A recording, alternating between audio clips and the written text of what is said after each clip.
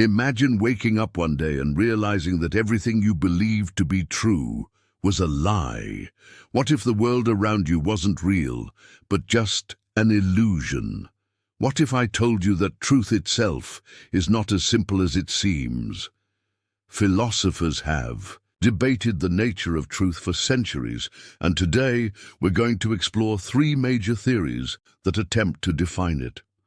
Is truth about matching reality? Correspondence theory. Is it about logical consistency? Coherence theory, or is truth simply what works? Pragmatic theory. Stay till the end, because I'll leave you with a mind-blowing question that might change the way you see truth forever. Let's start with the most intuitive and widely accepted theory, the correspondence theory of truth. Simply put, this theory states that a statement is true if it corresponds to reality. If I say, the Eiffel Tower is in Paris, that statement is true because, well, the Eiffel Tower is actually in Paris. Plato, Aristotle, and Bertrand Russell are among the key thinkers of the theory. Plato and Aristotle argued that truth is about describing the world accurately. Bertrand Russell emphasized facts and verification as key to truth. Here is an example. Imagine you're in a court case. A witness claims they saw a suspect at a crime scene. To prove this claim is true, we look for evidence, CCTV footage, fingerprints, or eyewitness reports. If the evidence aligns with reality, the claim is true according to correspondence theory. The strength of the correspondence theory is that it aligns with common sense. Science is based on this model, which involves testing hypotheses against reality. This approach works well for factual statements, such as water boils at 100 degrees centigrade at sea level. The weaknesses of the theory are that, how do we verify abstract truths, like justice is important? Immanuel Kant criticizes whether we can ever truly know reality or whether we just experience a filtered version of it. And reality at the quantum level doesn't behave predictably, so does it still correspond to anything? Now let's move to the coherence theory of truth. This theory suggests that truth is not merely about matching reality. It is about fitting logically within a system of beliefs. If an idea is internally consistent and doesn't contradict our other beliefs, then it is considered true. Hegel and Bertrand Blanchard are key thinkers of the theory. Hegel argued that truth is a web of interconnected beliefs. Blanchard claimed that the more coherent an idea, the truer it is.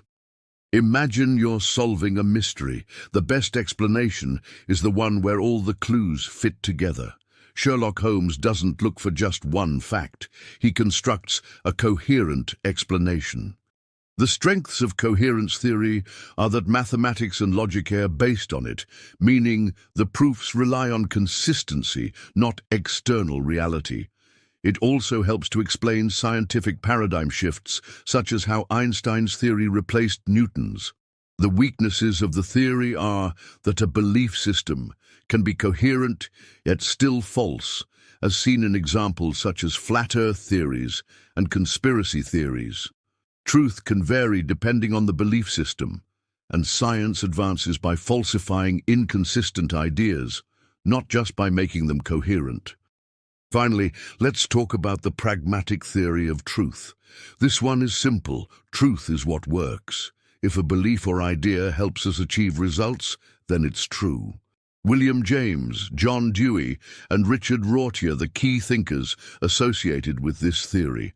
William James says that truth is not absolute but practical.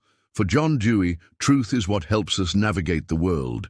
Richard Rorty argued that truth is a social construct, always evolving. Think about how Newton's laws of motion were considered true for centuries. Then Einstein came along and showed that they were incomplete. But Newton's laws still work for everyday calculations, so we still use them. The strengths of the pragmatic theory lie in its ability to explain why scientific knowledge evolves, as well as its practical applications in engineering, medicine, and technology.